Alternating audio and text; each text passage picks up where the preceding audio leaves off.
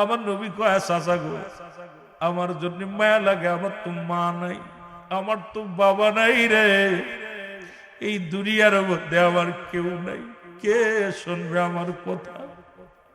তোমরা আরবের বড় বড় নেতার আরে চাচা একটা সুযোগ যদি দিতা, কারণ পশু পাখি গুলো অনাহারে মারা যায়, পিপাসায় বড় কাতর হয়ে গেছে, চাচা গো একটা সুযোগ আমারে দিয়ে দাও। আরে আরবের নেতারা বলে, আবু তালিব,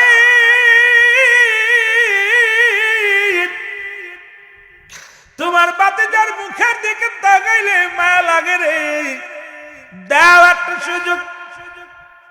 আরে কেন যেন মুখটা দেখলি বড় মায়া লাগে, শান্তি লাগে। আমার নবীজি কাবার ভিতরে ঢুকলো, ঢুকে কাবার হাত রাখলেন কাবার দরজায়, ডাক দে বলে, কাবার মালিক রে, এ মালিক, আমিও তোমার, কাবাও তোমার, এ কাবার মালিক, মক্কা মদিনা পশুগুলো পিপাসায় বড় কাতর হয়ে গেছে, মক্কা মদিনার মানুষগুলো বড় কষ্টে আছে। রব্বি কারীম, আমি মুহাম্মদ হাত বাড়াইলাম, বৃষ্টি দাও। ওরে পাশে থেকে 40 জন নেতা তাকায় আছে, দেখি বালক কি করে। ছোট্ট বালক, নবীজি আমার চাইতে দেরি বৃষ্টি, এত জোরে বৃষ্টি বর্ষণ শুরু হয়ে গেছে, এত জোরে বৃষ্টি রে, 40 নেতা ধরে এক কাবার মধ্যে চলে গেছে, চারিদিকে বৃষ্টি, পানি আর পানি। লোকজন, আবু তালিব রে, তোমার বাস্তারে ঠেকাতে বলো বৃষ্টি, এইরকম যদি বৃষ্টি নামে গো, মক্কা মদিনা তলিয়ে যাবে, মানুষগুলো ডুবে মারা যাবে। আমার নবী কাবাতে যারে, আর দেরি করিস না, বৃষ্টি ঠেকা। আমার নবীজি কাবার মধ্যে হাত দেখায়, কাবার মালিক, আর বৃষ্টির প্রয়োজন নাই, থেমে দাও, থামিয়ে দাও। সঙ্গে সঙ্গে বৃষ্টি থেমে গেছে। জোরে জোরে চিল্লায় বলা যাবে না মারহাবা। এ মুসলমান, সঙ্গে সঙ্গে একজন নাই, দুজন নাই রে, 30 জন নেতা, 30 জন নেতা। এ মুহাম্মদ, আর একটা মিনিট আমরা মুসলিম থাকতে চাই না, তোমার চাচা আবু তালেবের কথা শুনতে চাই না, আজ থেকে আমাদের নেতা তুমি, তোমার কাছে শপথ করলাম, আমাদেরকে তওবা পড়ায়া দাও। আমার নবীজি ওই 10 বছর বয়সে আরবের কুখ্যাত বিখ্যাত মুসলমান, একজন নয়, দুজন নয়, 30 জন নাফরমান, 30 জন মুসলিমকে কালেমার মালা পরায়া মুসলমান বানায় দিছে। জোরে বলেন মারহাবা। আর একটু জোরে জোরে চিল্লায় বলেন। এখন 1 লাখ দিব কেমনি? কথা কন না কেন? রাগ করেননি? করেন রাগ? অথচ 1 লক্ষ টাকা নিয়ে যদি একটা মাদ্রাসা করতো, একটা জেলার মধ্যে যদি 5টা মাদ্রাসা করতো, দ্বীনে ইলম চর্চা হতো, আলেম ওলামা বাইর হতো। ভাই কথা কয় না কেন? এই 1 লাখ 1.5 লাখ টাকা নিয়ে যদি 5টা মাদ্রাসা করতো, এই মাদ্রাসার খাদেম হাজার হাজার কোরআনের তালিম হতো। কিন্তু আমরা করতেছি বাড়ি গাড়ি, বিশাল, এই জন্যই বলি বক্তার বাড়ি যেতে হবে, বিশাল বাড়ি করেছি, বিশাল গাড়ি, ভিআইপি গাড়ি, কিন্তু ইসলামের জন্য কি করেছি? রব্বুল আলামিনের কাছে ধরা পড়তে হবে। এই জন্য ওরে মানুষ শুধু বেহুশ দুনিয়ার পিছে, কি জবাব দিবি রে তুই আল্লাহর কাছে? বলেন কি জবাব দিবি রে তুই? আরো জোরে বলেন কি জবাব দিবি রে তুই? কুল্লু মান আলাইহা ফান, সব শেষ করে দিবে কে? কথা কয় না? আমার আব্বার কথা কইতেছি, কোরআন হাদিসকে আমার আব্বার জন্য স্পেশাল হইছে। আল্লাহ বলেন, বান্দারে এই দুনিয়ার মধ্যে যা কিছু আছে সব আমি চূর্ণ বিচূর্ণ করে দিব। বাবা কেউ কষ্ট পেন না, কথা বুঝাইতে গেলে হয়তো অনেকের গায়ে পড়বে, মনে কিছু করবেন না। কথা বুঝেননি? ওই দুজন ওয়াজ করতেছে, ইমাম সাহেব ওয়াজ করছে, ইয়াকা না'বুদু ওয়া ইয়াকা নাস্তাইন, পিছনে কানা নামাজ পড়তেছে। কথা বুঝেননি? ওর মেজাজ খারাপ হয়েছে। কথা বুঝেননি? এখন কানা কয়, তুই আমার নামে সূরা পড়লি কেন? ইমাম সাহেব করছে, তা কি বলবো? কয় আমার পাশে যে বুবা রয়েছে, কয় বুবা ইয়াবুদু, কথা বুঝিনি? তুই বুবার নামে বললি না, খুড়ার নামে বললি না, আমি কানার বিরুদ্ধে কথা বললি। কথা বুঝিনি? এন ইমাম সাহেব কয় বাবা রে, তোর তো কই নি আমি ইয়াকা না আবুদ ইয়াকা নাস্তাইন। তা তুই কানা কইছিস, কইছ তুই ইয়াও কানা কইছিস, কানা বুধু কইছিস। কথা বুঝছেন? তা আমাদের দেশে যদি এখন গায়ে পেঁচাই নিয়ে কেউ জঞ্জাল করে, তাহলে তো আমার কিছু করার নাই। তবে বুঝার জন্য অনেক কথা বক্তা বলতে হবে। আমি আপনাদেরকে বলে যাই, আল্লাহ বলেন বান্দার এই জমিনটা আমি রাখবো না, এই জমিনের মধ্যে যা কিছু আছে আমি রব্বে কারীম সব কিছু চূর্ণ বিচ্ছিন্ন করে দিব। এই জমিনের যত পানি আছে, 3 ভাগ পানি 1 ভাগ মাটি। রব্বুল আলামিন কুরআনুল কারীম থেকে বলতেছে বান্দা শোনো, এই জমিনের পানিগুলো সব আমি পুড়ায়া তামা বানায়া দিব, ছাই বানায়া দিব। আর জমিনে যত মাটি আছে সব মাটিগুলো পুড়ায়া আমি রব্বে কারীম তামা বানায়া দিব। যেদিন কিচ্ছু বলতে কিচ্ছু থাকবে না, সেদিন থাকবো শুধু আমি আল্লাহ। যেদিন আপনি থাকবেন না, আমি থাকবো না। আরে দুনিয়ার মধ্যে কার জন্য সুদ খান, কার জন্য ঘুষ খান, কার জন্য জিনা ব্যভিচার করেন, এই দেহ গড়লেন, কত সম্পদ বানাইলেন, এখনই আপনি চোখ দুটো বন্ধ করে দেখেন, এই দুনিয়ার সম্পদ খাবে লোকে, আপনার দেহ খানা খাবে পোকে। খুব যত্ন করে বডি বানাইছেন, আরে এটা মশায় কামড় দিলে কষ্ট লাগে। এই বডি খানা খাবে পোকে, আপনার সম্পদ খাবে লোকে। ছেলে খাবে, মেয়ে খাবে, ছেলে মেয়ে না থাকলে বাচ্চারা খাবে, তারা না খালে প্রতিবেশী খাবে, সে না খাইলে সরকার নিয়ে যাবে। কিন্তু আমার বডির অধ্যায় দায়িত্ব কেউ নিবে না। আমি যে হারাম খাইলাম, আমি যে ঘুষ খাইলাম, আমি সুদ খাইলাম, এই সম্পদ ভাগ করে নিবে, কিন্তু আমার পাপের ভাগটা কেউ নিবে না। ছেলে নিবে না, মেয়ে নিবে না। কেন আমি এত পাপ করব? কার জন্য সুদ খাই, কার জন্য ঘুষ খাই, কার জন্য ব্যভিচার করি, অন্যায় করি? কষ্ট লাগে, আল্লাহ আমার পাপের ভাগটা তো কেউ নিবে না। এই দুনিয়ার সম্পদগুলো লোকে ভাগাভাগি করে নেবে, কিন্তু আপনার বডিখানা পোকা মাকড়ে খাবে। বাবারে আমার, এই ব্রাহ্মণ বিবাড়িয়ার জমিনে একজন আল্লাহর আশিকের পাগল, এই পাগল রে কদিন আগে ওই হবিগঞ্জের জমিনে 1 বছর পরে একজন আল্লাহর ওলির দেহখানা উঠাইছে। খোদাকে কসম করে বলি, গায়ের একটা পশম পরে নাই, একটা পশম পচে নাই। ছেলে বলতেছে আমার আব্বা জান এমন আমলদারি ছিল, তাহাজ্জুদের নামাজ পড়তো, জিকির আজকার করতো, জীবনে ভালো মন্দ খায় নাই, জীবনে সারা জীবন কেঁদে কেঁদে বুক বাসাইছে। একজন মসজিদের ইমাম সাহেব ছিলেন, নামাজও পড়াইছে, একজন কামেল ব্যক্তি ছিল, তার গায়ের একটা পশম পরে নাই। হাদিসখানা আমি প্রথমেই বলছি, মুসলমান মেরকাত শরে মেরকাতের 10ম খণ্ড 722 নম্বর পৃষ্ঠা, তাফসীরুল বায়ান 5ম খণ্ড 524 নম্বর পৃষ্ঠা। কারণ আমি দলিল নাম্বার দিতেছি, পৃষ্ঠা নাম্বার দিতেছি, না পাইলে বলবেন হুজুর আপনি রং করেছেন, আগে খুঁজে নেন। আল্লাহর নবীজি বলে লা ইয়ামুত, তাদের মৃত্যু নয়, প্রমাণ করে দিছে আল্লাহর ওলি। মুসলমান শুনে নাও, তাহলে এমন দেহটা আমি করব যে দেহটা ইন্তেকালের পরে মাটিতে খাবার সাহস পাবে না। মুসলমান শোনো, ওই মাটির মধ্যে যেমনি রাখবা, ওই মাটিটা যেন আপনার শরীরটা যেন শরীরের সঙ্গে দুর্ব্যবহার না করে। আর আপনি হারাম হালাল খাইয়া দেহখানা গড়িয়া রং তামাশা করিয়া দুনিয়া থেকে বিদায় নেবেন, এই দেহখানা পোকা মাকড়ের খোরাক হয়ে যাবে। এর কষ্ট ওই কবরের ভিতরে ভয়ঙ্কর কষ্ট হবে। এরে মুসলমান শুনে নেন, এই জন্য আমি আপনাদের অনুরোধ করে যাব, কার জন্য এত বাড়ি করলেন, কার জন্য গাড়ি করলেন, কার জন্য সম্পদের পাহাড় করলেন, কার জন্য অন্যায় পথে পা বাড়াইলা? সরকার বেচারা 10,000 টাকা বেতন দেয়, বয়া বয়া ঘুষ খাও। পথের মধ্যে দেখি অনেক পুলিশ বাহিনী আছেন, যদি আর থাকেন আবার বলবে আমার বিরুদ্ধে কথা বলে না, আমাদের কাছ থেকে এত রাত্রে আইছেন চা খাট টাকা দেন। আরে ঘুষখোরের দলেরা শোন, আরে এই পৃথিবীর মধ্যে আরে 1 মণ দুধের ভিতরে যদি 1 ফোঁটা চুনা পড়ে সমস্ত দুধ যেমন নষ্ট হয়ে যায়, ওই 20,000 টাকা কামাই করলি 1 টাকা হারাম ঢুকছে তোর দেহের মধ্যে, সমস্ত দেহখানায় বরবাদ হয়ে যাবে। জোরে বলেন ঠিক কিনা?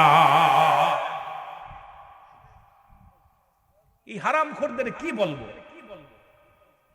হারামখোর, আমার সুদ হারাম, ঘুষ হারাম না হালাল? বাবা জোরে বলেন, হারাম না হালাল? শুয়োরের গোশত খা হারাম না হালাল? তা আমি বলবো, যারা সুদ খাও, ঘুষ খাও, আগামীকাল থেকে 1 কেজি গরুর গোশ, মহিষের গোশ, খাসির গোশ কিনতে পারবা না। তোমরা শুয়োর খাবা, দেখবা গোশের দাম কমে যাবে। জোরে বলেন ঠিক কিনা? এই ঘুষখোর আর সুদখোর বাহিনী যদি গরুর গোশ খাওয়া বন্ধ করে দিত, আমার দেশে গোশতের কেজি 200 টাকা হইতো। কারণ এদের যন্ত্রণায় দেখবেন কিনতে গেলে 10 কেজি, 20 কেজি, 50 কেজি তারা কিনতেছে। গরিব মানুষ চেয়ে দেখে হারে 1 কেজি গরুর গোশ 800 টাকা, কেমনে কিনবে? 500 টাকা দিন মজুরি, বেচারা আফসোস করে হারে আমি কি রোজগারও করতে পারি না, ওই কুরবানি দিয়ে কেন খাবো? এটা তো ফ্রিজ ভাইরনের কারণে বড় লোকদের ফ্রিজ লোড হয়ে থাকে, গরিবের ভাগ্যেই জোটে না। জোরে বলেন ঠিক কিনা? গরিবের ভাগ্যে জোটে। ঢাকা শহরে দেখি একখান করে গোস্ত 3 তলাতে ফেলতেছে। আহা, কুকুরে যেমন দেয় ওইরকম ধরে ধরা নিয়ে উপর তেরাম এক একখান ফেলতেছে। নামার কায়দা নেই, জানালা ফেলাইতেছে আর মানুষ কুড়াইতেছে। আহা, রুদা কুরবানিদের গোস্ত বিতরণ দেখে আমি নিজের কন্ট্রোল রাখতে পারিনি। আমি আফসোস করে বলতেছি, আল্লাহ এরা কেমনে মানুষ? সেই 5 তলা 10 তলা থেকে এক এক টুকরা ফেলতেছে আর কুকুরের মতো যে লাভ দিয়ে ধরতেছে, এটা নিয়ে কি হট্টগোল শুরু হয়েছে। এগুলো দেখা পর কোন মানুষ সহ্য করতে পারে না। এগুলোর জন্য আমাদের সুশীল সমাজ যারা আছে কথা বলে না, ওরা চেয়ার পাইলে সব ভুলে যায়। কথা বুঝেন? যারা আপনার ওই বলকের বাদশা ইব্রাহিম আদম, ও যখন চেয়ার পেয়েছিল, তা যখন উনি ঘুষুদের মধ্যে জড়িত মরার কথা চিন্তা করতেছিল না, তখন আল্লাহর একজন বান্ধব বলতেছিল, হে যে আদম, আমি একটু পরীক্ষা করতে চাই আপনার কপালেরই দোষ নাকি চেয়ারের দোষ। বয়া দেখে আসলে চেয়ারের দোষ। কথা বুঝেননি? যেইটা আমাদের স্বভাব চরিত্র পরিবর্তন হয় না, এগুলো আমাদের পরিবর্তন করার দরকার আছে কিনা? জোরে বলেন আছে কিনা?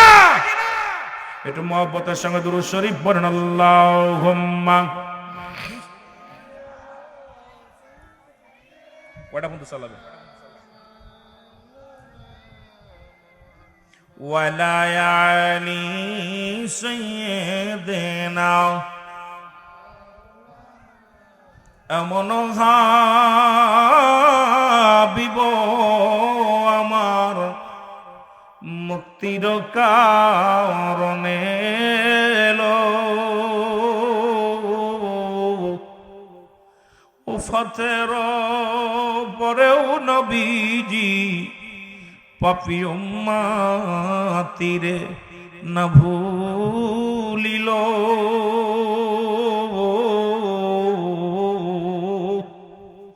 এমন হাবিব আমার। আল্লাহুম্মা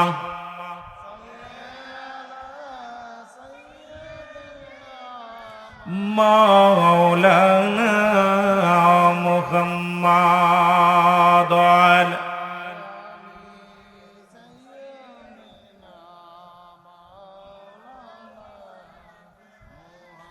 আমার ভাইরা, আমার বন্ধুরা, আমার রাহমাতুল লিল আলামিন আসলেন এই দুনিয়ার মধ্যে, আগমন করলেন।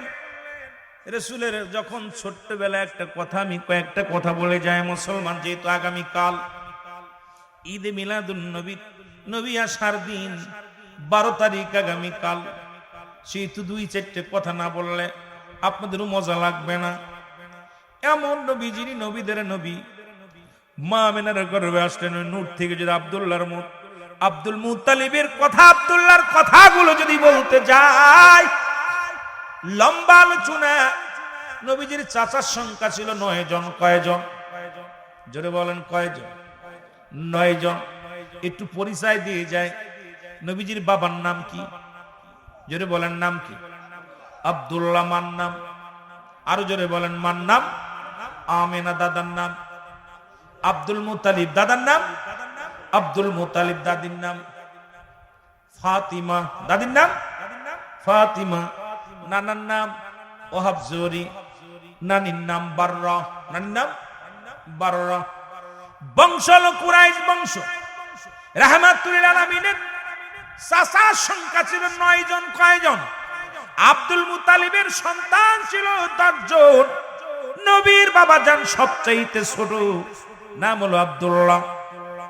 মুসলমান শুনে নাও, এদের মধ্যে 2 জন হলো ইমানদার। কয়জন? আরে বাতিলের সংখ্যা বেশি থাকবে, কিয়ামতের ময়দানে 73 দল হবে, আপনারা সবাই জানেন। এক দল ব্যতীত ৭২ দল জাহান্নামে যাবে। এই জন্য দুনিয়ার মধ্যে ফেরকাবাজু বেশি, দেখা যায় হকের চাইতে বাতিলের সংখ্যা বেশি। জোরে বলেন ঠিক কিনা? বন্ধুগণ আমার, দিলের কান্ডা লাগা শোনেন, রাসূলের চাচার সংখ্যা ছিল ৯ জন। এদের মধ্যে ২ জন ইমানদার। কয়জন? জোরে বলেন কয়জন? ২ জন ইমানদার। একজনের নাম আমিরে হামজা, আর একজনের নাম আব্বাস। সুবহানাল্লাহ বলেন। হযরত আব্বাস আর আমিরে হামজা এই দুজন ঈমান আনছে, বাকিগুলো ঈমান আনতে পারে নাই। বলছে নবীজি আমাদের বাতিজা, ওর আব্বা নাই, ওর মা নাই, এতিম মানুষ কেমনে নবী হয়? নবী তো মানতে পারে না। এই দুনিয়ার মধ্যে সবচেয়ে লাঞ্ছিত হয়েছে, বঞ্চিত হয়েছে, অপমানিত হয়েছে, অপদস্থ হয়েছে। নবীর চাচা হইয়াও নবীর উপর ঈমান আনতে পারে নাই। নবীজির ফুপুর সংখ্যা ছিল ৬ জন। এদের মধ্যে ঈমানদার হলো ২ জন। একজনের নাম হযরত সুফিয়া, আর একজনের নাম হযরত ওমর। বাকি ৪ জনই ঈমান আনতে পারে নাই, কারণ তারা নবীরে বলছে আমান আব্দুল্লাহর বেটা মুহাম্মদ, কোলে পিঠে মানুষ করলাম। এতিম মানুষ সে কেমনে নবী হয়? যার বাপ ছিল না, যার বাবা জন্মের আগেই দুনিয়া থেকে বিদায় হয়ে গেছে, এ আবার কেমনে নবী হয়? এই নবীর উপরে তারা ঈমান আনতে পারে না। বাবারে, ওই ৪ আর ৭ কতজন? ১১ জন। কত? ১১ জন। ৪ আর ৭ ভালো করে হিসেব করবেন, ফট করে বললেই ১১ জন। আর ২ আর ২ ৪। এ মুসলমান শুনে নাও, গভীর মনোযোগ। এই ১৬ জনের মধ্যে ১৫ জনের মধ্যে রাসূলের বাবারে বাদ দিলে থাকে ১৫ জন। আর রাসূলের বাবারে ধরে মোট ১৬ জন মুসলমান। এর মধ্যে মাত্র ২ জন ঈমান আনছে, ১ জন ঈমান আনছে। বাকি ১১ জন দুশমনে রাসূল ছিল। তারা রাসূলের সঙ্গে বিদ্রোহী করেছে। নবীরে মানত, আলামিন বলে মানত। নবীকে কেমন আলামিন বলে মানত? আমার বাবারা, ছোট্ট একটা কথা বললে আপনি বুঝতে পারবেন। নবীর বয়স তখন ১০। কত বছর? ১০ বছর। মক্কা মদিনায় কোনো বৃষ্টি হয় না।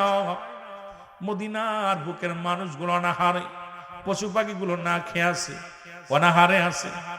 এর মুসলমান মক্কা মদিনার ৪০ জন বড় বড় নেতা, চেয়ারম্যান, মেম্বার, খুতবা সাহেব, আবু জেহেল, আবু সুফিয়ান, বড় বড় নেতারা একত্রিত হইয়া প্রতিজ্ঞা করলো কাবা শরীফের মধ্যে পশু জবাই করা হবে।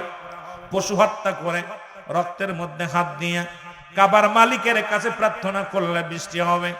প্রতিজ্ঞা করলেন, চললেন ৪০ জন নেতা। এবার আবু তালিব ঘরের মধ্যে বসে আছে আমার দা নবীরে নিয়ে। আব্দুল মুত্তালিবের কাছে সাহেব এসে বলে, আবু তালিব রে, বাড়ি আসোনি? এ আবু তালিব, তুমি কুরাইশ নেতা। বলে, আবু তালিব রে, মক্কা মদিনার মানুষগুলো নাহারে আছে, পশুগুলো পিপাসায় কাতর হয়ে যায়, ছোট ছোট মাসুম বাচ্চাগুলো অনাহারে রয়েছে রে। ও আবু তালিব, চলো যাই কাবার মালিকের কাছে যায় বৃষ্টি প্রার্থনা করি, চলো যাই। রওনা হয়ে গেলেন। নবীজি ডাক দেখায়, চাচা রে, ১০ বছর মাত্র বয়স। নবীজি ডাক দে বলে, চাচা আমি যাব, আমাকে নিয়ে যান, আমি যাব, আমাকে একটু সঙ্গে নিয়ে যান। আবু তালেব কয়, ভাতিজা রে, তুমি ছোট্ট মানুষ, তুমি যাইতে পারবা না রে বাবা, কারণ আরবের বড় বড় নেতারা আসবে, ওখানে কেউ তোমারে কি করবে, ঢুকতে দিবে না, আমার ইজ্জত থাকবে না। আবু তালেব কয়, বাবারে নেওয়া যাবে না। আমার নবী কয়, চাচা গো, একটু দয়া করে আমাকে নেওয়ার ব্যবস্থা করেন, আমি যাব। আবু তালেব ধমক দিয়ে রাসূলকে রেখে গেলেন। আমার নবী পিছে রওনা দিছে। জোরে জোরে বলেন মারহাবা। আমার ভাইরা, আমার বন্ধুরা, আবু তালেব যখন রওনা দিছে রে, আবু তালিব পিছে পিছে, আমার নবীজি আবু তালেব পিছন দিকে তাকা দেখে রে, কাবা শরীফের সামনে দয়াল নবী, মায়ার নবী, রাহমাতাল লিল আলামিন হাজির হয়ে গেছে। ছোট্ট মানুষ, ১০ বছরের বালক। আবু তালেব কাজ কি ইজ্জত থাকবে না? 39 জন বড় বড় নেতা এখানে, আমারে দিয়া 40 জন। এই নেতাদের মধ্যে বালকটা আসছে, আমার ইজ্জত থাকবে না? এবার ভিতরে গেলেন, কয় তুই যাবি না। দূরে দাঁড়া করে রাখলেন আমার নবীরে। আমার নবী দাঁড়ায় আছে, মেঘমালা ছায়া দেয়। জোরে বলা যাবে না সুবহানাল্লাহ? মেঘমালা আমার হুজুরের ছায়া দেয়। সবাই ভিতরে ঢুকলেন, ঢুকিয়া পশু জবাই করিয়া রক্ত পাতিলের মধ্যে থুইয়া সবাই শপথ করলেন, এ কাবার মালিক, কাবারে বৃষ্টির মালিক, বৃষ্টি দাও, তাড়াতাড়ি বৃষ্টি দাও। সারাদিন পার হয়ে যায়, বৃষ্টি আসে না। সবাই সন্ধ্যা লাগবো ভাব, সবাই চিন্তা করে আজকে দে লাভ হবে না, আগামীকাল কাঁদবো। সবাই ফিরে আসলেন। আমার নবী কয়, চাচা গো, বৃষ্টি তোমার দিল না, বৃষ্টির মালিক তো বৃষ্টি দিল না। কয় বাতিজারে বেশি বলো না, কথা বলো না। আজকে আমরা 40 জন বড় বড় নেতা ওই কাবার কাছে কানলাম, বৃষ্টি হলো না। পশু জবাই করে রক্ত ছুঁয়ে কসম করে কত প্রার্থনা করলাম, প্রার্থনা কবল হলো না। আমার নবী কয়, চাচা গো, বৃষ্টির মালিকের কাছে চাইতে জানলে আমার মালিক ফেরত দেয় না। আমাকে একটাবার সুযোগ দাও, আমি বৃষ্টির মালিকের কাছে বৃষ্টি চাইবো, রব্বে কারিম বৃষ্টি দান করবে। জোরে জোরে চিল্লায় বলেন মারহাবা। ওরে আমরা গুনাহগার গনবী, আমরা গুনাহগারে বলো হয়, আমরা গুনাহগার গনবী। ও নবী গো আমরা, এর সালাত সালাম জানাই, সালাত সালাম জানাই আপনার উপরে। ও নবী গো, ও নবী, ও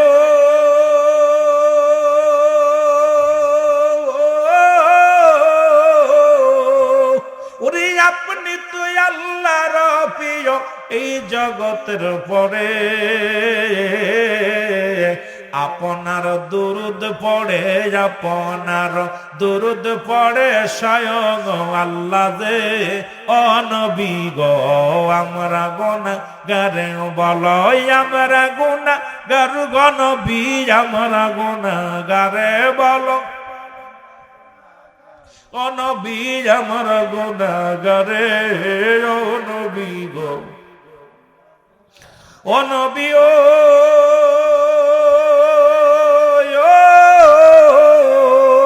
ওরে আমির শাফি সাহেব কেবলার কদমে আসিয়ে, তার শরণে অগত্যা শরণের মাহফিলে, তার শরণের মাহফিলে কান্দি আপনার কদমে। ও নবী গো আমরা গুনাহগারে বলো, আমরা গুনাহগার গো নবী, আমরা নবী, আমরা গুনাহগার গো নবী, আমরা গুনাহগারে। ও নবী গো,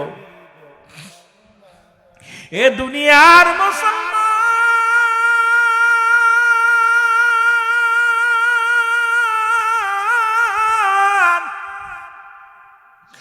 দয়াল নবী ছোট্ট মানুষ, 10 বছরের বালক, ডাক দে বলে, চাচা যান একটা সুযোগ আমার দেন, কাবার মালিক বৃষ্টি দিব। আব্দুল মুত্তালিব, আবু তালিব কয়, বাতিজারে 40 জন নেতায় যা পারি নাই, তুমি কেমনে করবা? বড় বড় নেতারা ডাকছে, মৌলারে ডাক শোনে নাই, তুমি কি বলতে চাও? আমার নবী কয়, চাচা যান একটা সুযোগ। আমার রব্বে কারিম যে বান্দারে কত ভালোবাসে, কত মায়া করে, বান্দার তওবা করতে দেরি, মাফ চাইতে দেরি, রব্বে কারিমের সময় লাগবে না, ক্ষমা করে দিবে। এই জন্য এই সুযোগটা হেলায় হারাবেন না। যারা এসেছি, কার জীবনের শেষ রাত, কার জীবনের শেষ সময় কেউ বলতে পারি না। কত মানুষ দেখেন, গত মাসে 502 জন ইন্তেকাল করছে শুধু রোড অ্যাক্সিডেন্ট করে। আজকের নিউজ শুনলাম, গত মাসে 502 জন শুধু রোড অ্যাক্সিডেন্ট করে, সড়ক দুর্ঘটনায় মারা গেছে। এরকম হাজার হাজার মানুষ পথের মধ্যে ঝরে যেতেছে। এই জন্য সকলেই চোখের পানি ছেড়ে মাপ চাইবেন। মাহফিল আনন্দের জায়গা না, মাহফিল তো নেই দেশে ভাই। মাহফিলটা এখন রং তামাশা ঢং হয়ে গেছে। মাহফিলে হাসি, রহস্য, তামাশা। মাহফিলের ভিতরে 90% 2 ঘন্টা ওয়াজ করলে 1 ঘন্টা আমরা গল্প গুজব দিয়া, আনন্দ দিয়া মানুষকে চলে যায়। কিন্তু আসলে আগের যুগে মাহফিল বক্তার আলোচনা করেছেন, তারা এত জাননেওয়ালা ছিল না, তাদের ভিতরে আমল ছিল। তাদের আলোচনা শুনে বেনামাজি নামাজি হয়েছে, বেপর্দা মানুষগুলো পর্দার মধ্যে আসছে, যে মানুষগুলো পিতামাতার অবাধ্য ছিল তারা বাধ্যর মধ্যে আসছে, সমাজ পরিবর্তন হয়েছে। আর এখন ওয়াজ হচ্ছে ঘরে ঘরে, বেহাইপানা ল্যাংটা বেহাইপানা শুরু হয়ে গেছে। বক্তাগুলো আমরা টাকা কামাইতেছি, কিন্তু হেদায়েতের কথা নিজেরাও আমল করি না, আরেকজনের যদিও বলি তারাও আমল করবে না। কারণ আমার নিজের ভিতর যেটা নাই, এটা সারাদিন পরে যদি বলি এটা কখনো পরিবর্তন হওয়া সম্ভব না। এই জন্য আপনাদেরকে অনুরোধ করব, আমি গুনাহগার, আমি বড় আলেম না, আমার বাড়ি মাগুরা জেলা, সবাই দেখছেন। যদিও আমি একাধিক টেলিভিশন আলোচনা করি, সত্য ইসলাম, তহিদিরি, মুর্শিদ, আমার আপনার আজানের আমি আজান দিই, আপনার অধিকাংশ টেলিভিশন আজান দিই, আপনার বাড়ি বসে বসে শোনেন। কিন্তু দুঃখের বিষয় হলো সরাসরি আসি নাই, এত দূর থেকে মাহফিলে আসছি, এক দেশের গালি এক দেশের বলি। যদিও না পারি বুঝাইতে, আপনাদের ভাস্তের সমান, ছেলের সমতুল্য, দয়া করে একটু দিলের কান্ডা লাগা আলোচনা শুনবেন। আল্লাহ যেন আমাদের সবাইকে মাফ করে, সকল বলুন আমিন। এরে যাও আমি পাপী অপরাধী, মৌলা তোমার দয়া চাই, বলেন আমি পাপী। এরে তুমি যদি না করো দয়া,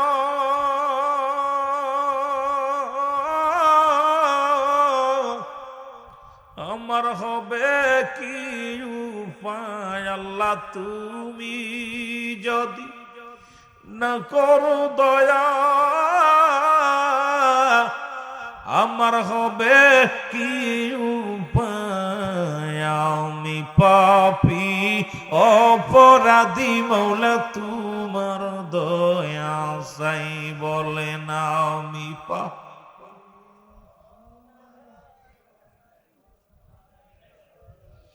ওই আমি পাপ করেছি ঘরে যার পরে,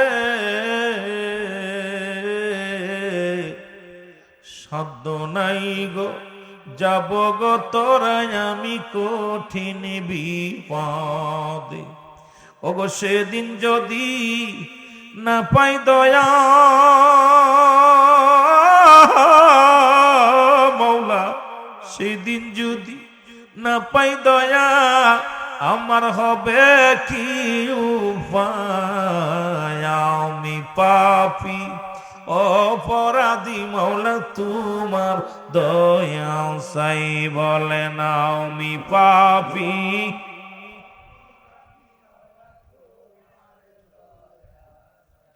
এ দুনিয়ার মুসলমান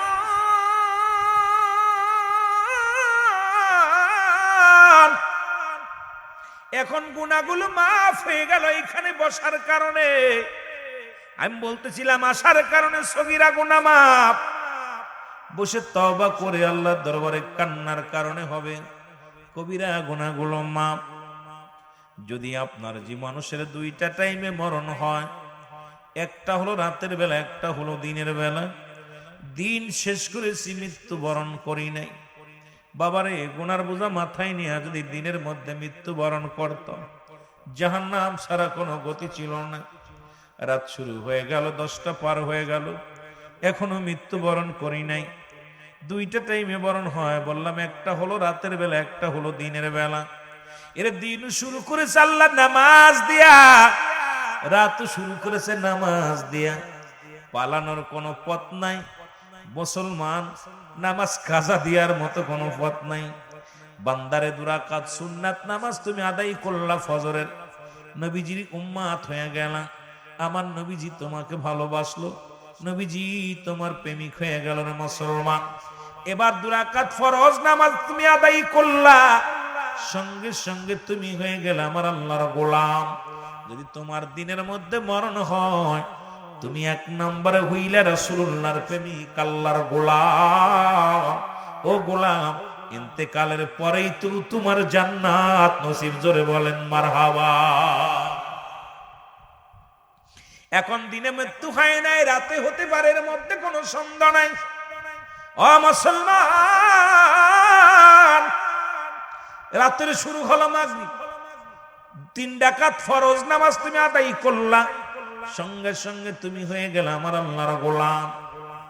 এবার তুমি 2 রাকাত সুন্নাত নামাজ তুমি আদায় করলা, সঙ্গে সঙ্গে হয়ে গেলে তুমি আমার নবীর প্রেমিক। রাতের মধ্যে যদি মরণ হয়, তোমার মরণটা হবে আমার মওলার গোলাম নবীর প্রেমিক। তোমার মরণে ভয় নাই, হাসরে ভয় নাই, মিজানে ভয় নাই।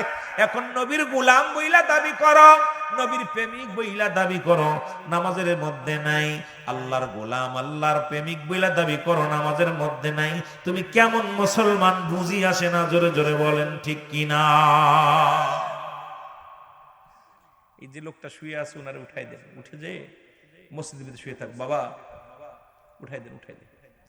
একটা লোকে ডিস্টার্ব করবো, কারণ মা জান্নাতের বাগান তো বাজান যায়, ওই যে ভিতরে যে ঘুমান বাজান, ভিতরে যে ওরা উঠাই দেন, ওনার ভিতরে যে শুয়ে থাকে, একটু মহব্বত জিকির করেন লা ইলাহা। এইভাবে বসা যাবে না, এটা বসার কোনো আদব নাই। লা ইলাহা আর জোরে লা ইলাহা। তুমি কাউকে বানাইলা নবীওয়াল্লাহ, তুমি কাউকে বানাইলা খলিলুল্লাহ। और नूर मोहम्मद सल्लल्लाहु बोलो नूर ला इलाहा इल्लल्लाह, ला इलाहा इल्लल्लाह। এ আমার ভাইয়েরা, আমার বন্ধুরা, আমার এখন আমি যদিও নামাজের দিকে যাব না, মুসলমান হিসেবে দাওয়াত দেওয়ার দরকার ছিল ইহুদি খ্রিস্টানদের, কিন্তু মুসলমানদেরই নামাজের ওয়াজ করা লাগে। অনুরোধ করব নামাজটা আদায় করে নেবেন। যদি মওলার গোলাম হতে চান, নবীর প্রেমিক হতে চান, আপনাকে অবশ্যই অবশ্যই পালনগুলো করা লাগবে। আপনারা ইসলামের মধ্যে ঢুকেছেন কালেমা, নামাজ, রোজা, হজ, যাকাত। ইসলামের 5টি স্তম্ভ কয়টা? আগে আপনাদের জানা ওয়াজগুলো করি, তারপরে আমি আলোচনার মধ্যে ঢুকি। কয়টা? 1 নম্বরে কালেমা, জোরে বলেন। 1 নম্বরে কালেমা, 2 নম্বরে নামাজ। কালেমা পড়েছেন, সঙ্গে সঙ্গে নামাজ আপনার জন্য ফরজ। সাবালক সাবাল্লিকার জন্য, নাবালক নাবাল্লিকার জন্য নয়। যখন আপনি সাবালক হয়ে গেছেন, সঙ্গে সঙ্গে নামাজ ফরজ। মহিলাদের জন্য আল্লাহ মাফ করছে, পুরুষের জন্য কোনো মাপ নাই। পুরুষ তুমি সফরে আসো, 4 জায়গা 2 পড়ো, তুমি বয়া পড় দাঁড়ায় পড়ো, না পড়ো বসে পড়ো, বসে না পড়তে পারো হইয়া পড়ো, হইয়া না পড়তে পারো তুমি ইশারায় পড়ো, তবু কোনো মাপ নাই। এখন কোনো ওজর নাই, ওজরে তো নামাজ কাজা দেওয়া সম্ভব নয়। নামাজ এক মুসলমান, নামাজ কাফের এবং মুসলমানদের মধ্যে পার্থক্য হলো নামাজ। এই নামাজের দরকার আছে কিনা? কালেমা, নামাজ, রোজা, হজ, যাকাত, ঠিক কি না? এখন কালেমা তো সবার জন্য বাধ্যতা, খালি আলাউদ্দিন ভাইয়ের জন্য নয়, আমাদের চেয়ারম্যানের জন্য নয়, যারা গরিব, যারা ধনী, যারা দিন মজুরি, সকলের জন্য কালেমা। মুসলমান হওয়ার পূর্ব শর্ত হলো ঈমান, ঠিক কি না? সেই ঈমান আনয়ন করতে হলে কালেমা পড়ার দরকার আছে কি? আরো জোরে বলেন আছে কি? এমনি এমনি মুসলমান পড়েন, আশহাদু আল্লা ইলাহা ইল্লাল্লাহু ওয়াহদাহু লা শারীকা লাহু ওয়া আশহাদু আন্না মুহাম্মাদান আবদুহু ওয়া রাসূলুহু। কষ্ট হচ্ছে আপনাদের? কষ্ট হচ্ছে? হুজুর ঈদে মিলাদুন নবীর মাহফিল, হুজুর এদিকে যাচ্ছে কেন? অনেক আলোচনা, যেহেতু নবীর উম্মাত আমরা, একটু মিলাইতে হবে। একদম জানা ওয়াজগুলো যেগুলো আপনাদের একান্ত প্রয়োজন, বাবা এগুলো আমাদের দরকার। আমার মুসলমান বাবারা, আমার শোনা না, এবার রোজাও তো সকলের জন্য, হজ এবং যাকাত ধনীদের জন্য, যাদের নেশাব পরিমাণ মালের মালিক এদের জন্য হজ এবং যাকাত। কিন্তু কালেমা, নামাজ, রোজা প্রত্যেকটা মানুষের জন্য, ধনীদের জন্য, গরিবের জন্য, ঠিক কি না? না বাদ আসেনি? কথা কর, মাপ নাই। কিসের জন্য? আখির নবীর উম্মত হইলাম আমরা। আখির নবীর আদর্শ, নবীর কাছে 4টা জিনিস ছিল প্রিয়। কয়টা জিনিস? জোরে বলেন কয়টা? রাসূলকে ভালোবাসেন কে কে? নবীরে ভালোবাসেন কে কে? তো হাত তোলেন। বাসেন তো? এখন নবীর গুণে গুণান্বিত হওয়ার দরকার আছে কিনা? আরো জোরে বলেন আছে কিনা? রাসূলুল্লাহর কাছে এক নাম্বার প্রিয় ছিল নামাজ। তুমি নবীর উম্মত বলে দাবি করো, আযান হয় মসজিদে ঘোর মাঠ দিয়া। তুমি নবীর উম্মত বলে দাবি করো, আযান হয় মসজিদে, তুমি থাকো কোথায়? দোকানে। তুমি কেমন নবীর উম্মত? রাসূলুল্লাহর কাছে এক নাম্বার আজকে ঈদে মিলাদুন নবী পালন করেন, এক নাম্বার প্রিয় ছিল নবীজির কাছে নামাজ। আস্তে কইতেন নি, একটু জোরে বলেন না। আমারে আপনার এর আগে পরে ওয়াজ করি, মিডিয়াতে শুনছেন কিছু কথা বোঝা যাচ্ছে। একটা হলো জুমলায় খবরি, একটা জুমলায় হিংসা। বক্তা মনের ভাব প্রকাশ করলে শ্রোতা বুঝতে পারে না। বক্তা যা বলতে এটাকে জুমলায় হিংসা বলে, মনের ভাব প্রকাশ বুঝতে পারে না। আর একটা হলো বক্তা যখন মনের ভাব প্রকাশ করে শ্রোতা সহজেই বুঝতে পারে, এটাকে জুমলায় খবরিয়া বলে। কিন্তু আমি তো চেষ্টা করতেছি খবরিয়া হিসেবে আলোচনা করা, একদম শালীন ভাষায়, বইয়ের ভাষা। আমরা আঞ্চলিক ভাষা না, আমি বইয়ের ভাষা ব্যবহার করতেছি, যেটা আপনাদের জন্য বোঝার জন্য একদম ছোট বড় সবার বোঝা উচিত। এরপরে যদি বোবা মেরে থাকেন, আমি মনে করি আমার না নাই ভালো ছিল।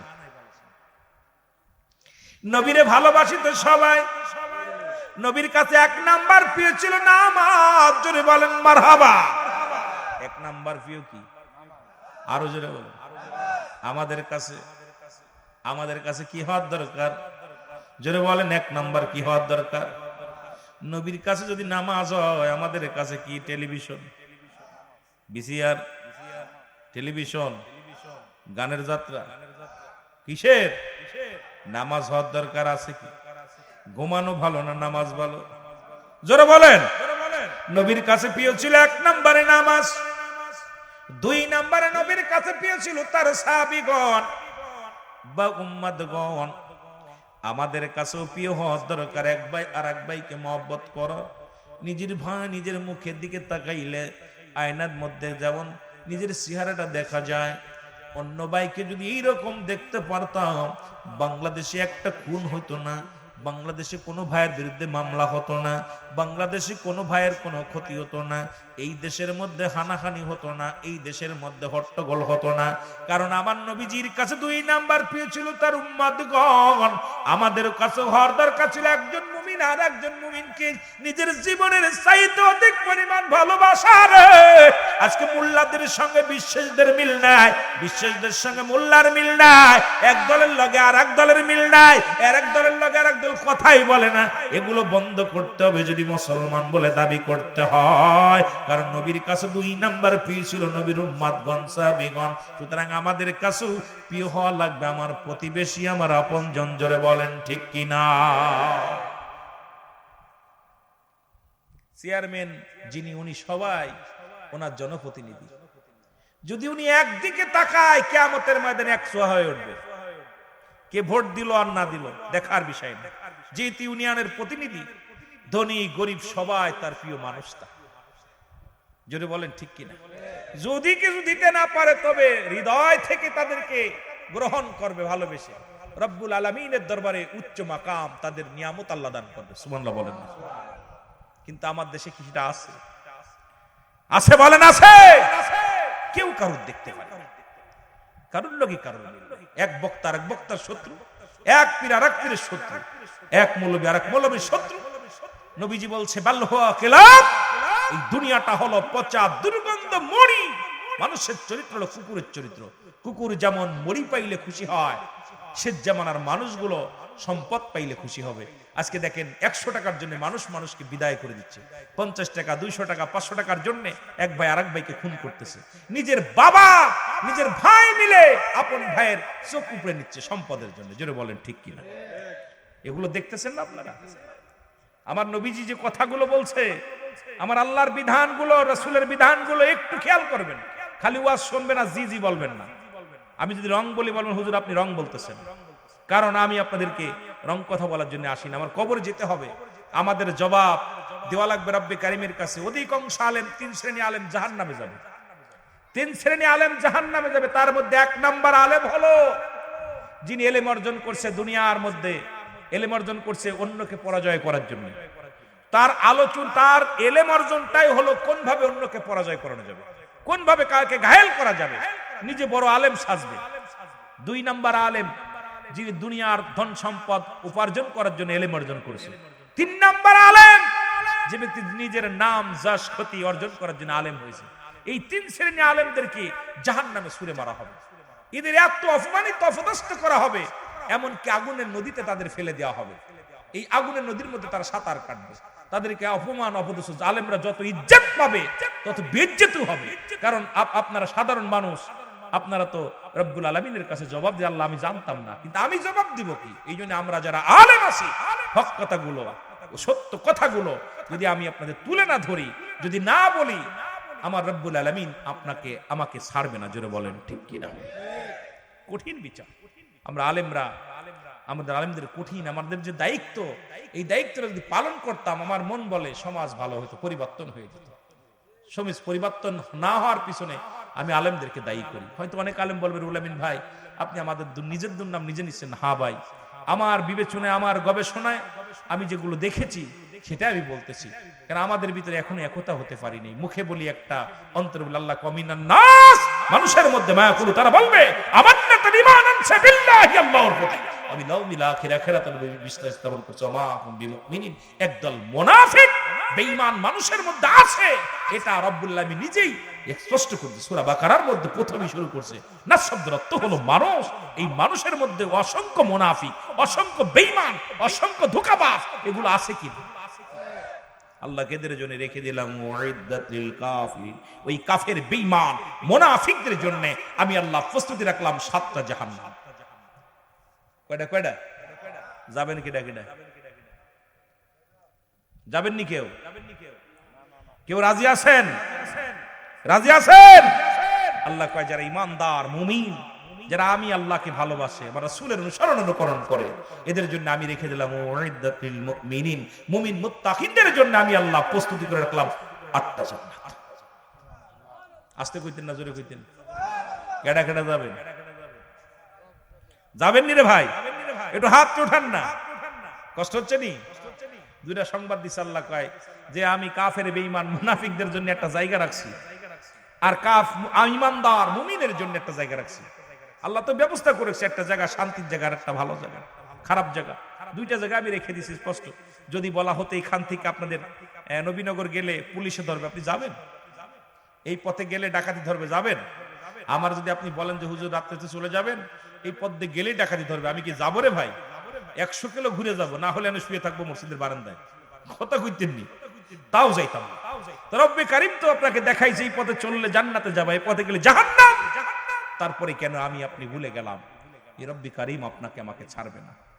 2 নাম্বার পেয়েছিল রাসূলের কাছে তার উম্মতগণ, 3 নাম্বার পেয়েছিল নবীজির কাছে তার বিবিগণ। সুবহানাল্লাহ বলেন না? আর বাংলাদেশে এখন অবস্থা খুব খারাপ, এই 3 নাম্বারটা একেবারেই মানতেছে না। আপনার বউ আমার কাছে ভালো লাগে, আমারটা আপনার কাছে ভালো লাগে, কথা কি আছে না? বিষয় কথা বোঝেননি? রাসূল বলছে আমার 3 নাম্বার প্রিয় হলো আমার বিবিগণ।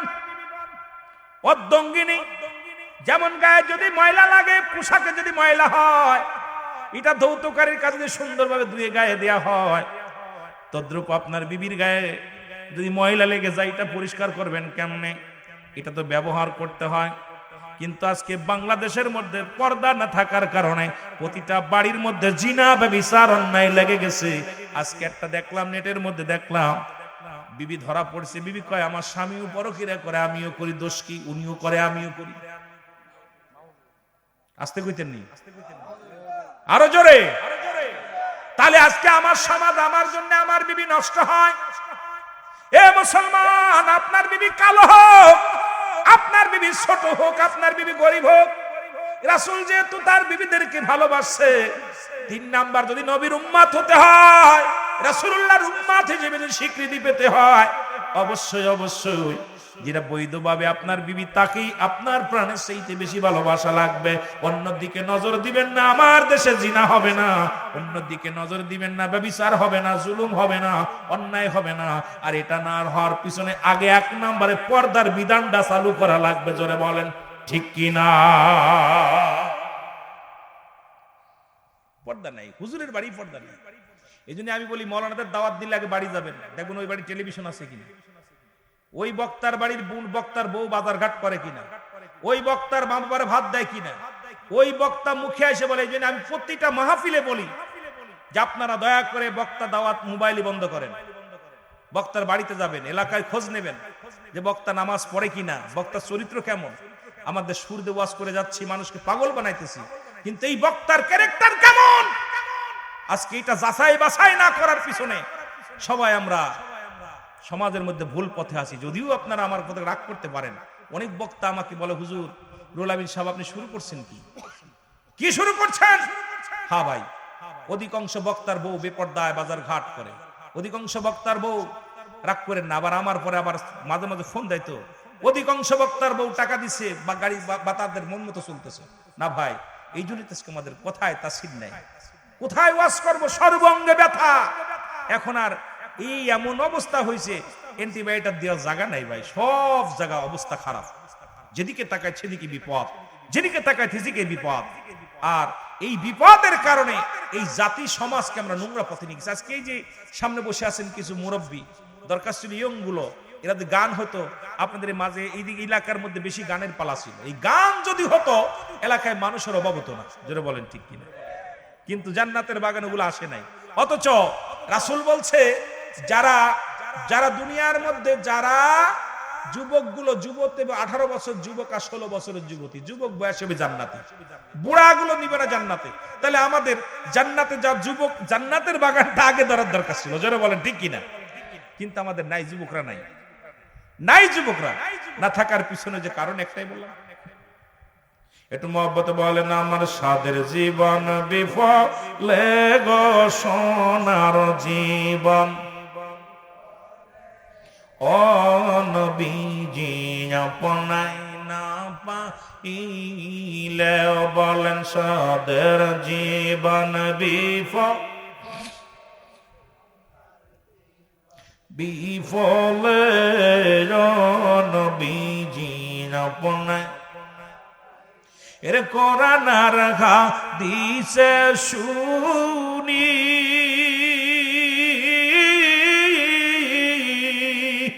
গুনাহগার আর বন্ধু তুমি, ও আর ওই নামেতে মধু মাখা, ওই নামেতে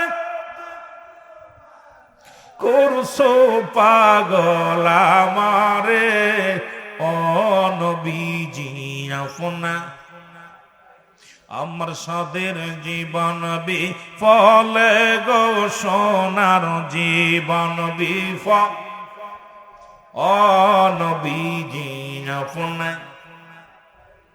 ওগো আদম নবী সৃষ্টির পরে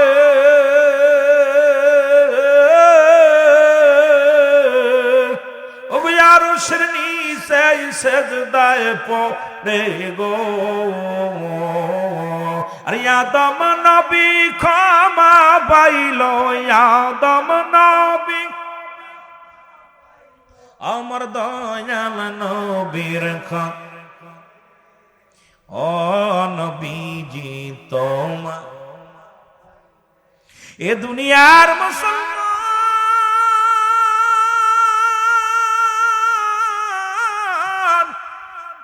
4 নাম্বার রাসূলের কাছে প্রিয় ছিল, আমার নবীর কাছে 4 নাম্বার প্রিয় ছিল সুগন্ধি জিনিস।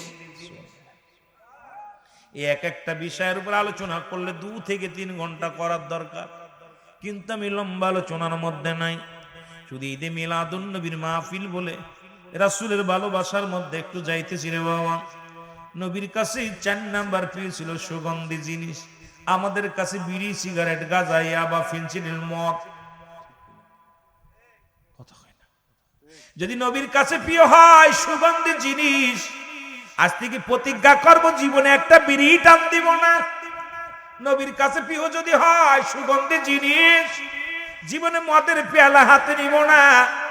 নবীর কাছে যদি সুগন্ধি জিনিস হয়, আজ থেকে জীবনে গাঁজা, ইয়াবা, মদ সেবন করব না।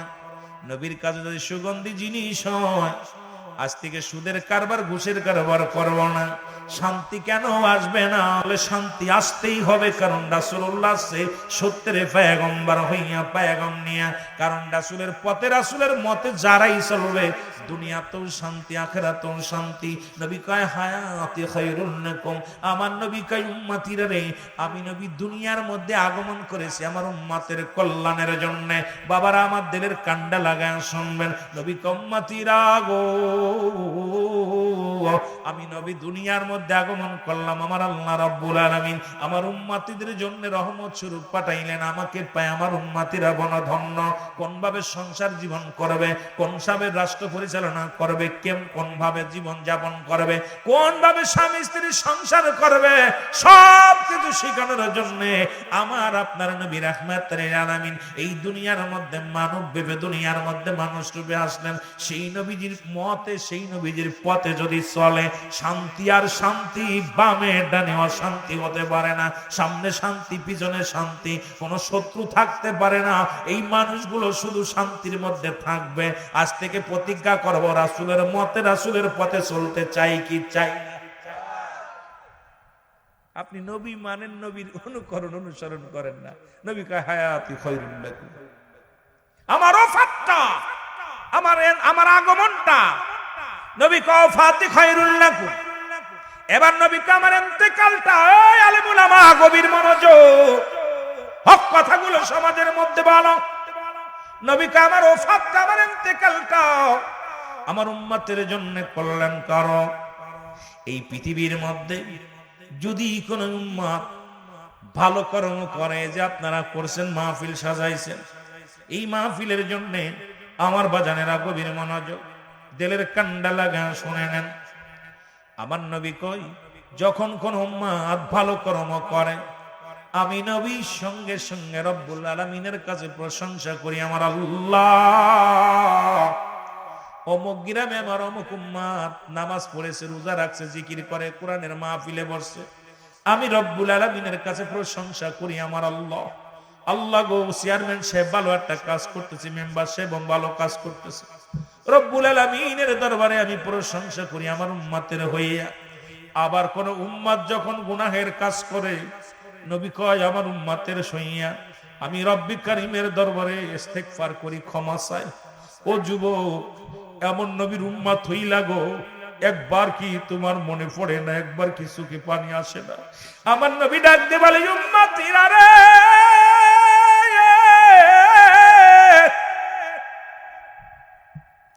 আমার কোন উম্মত যদি গুনাহের কাজ করে, আমি নবী সঙ্গে সঙ্গে আল্লাহর দরবারে ইস্তেগফার করি, ক্ষমা চাই।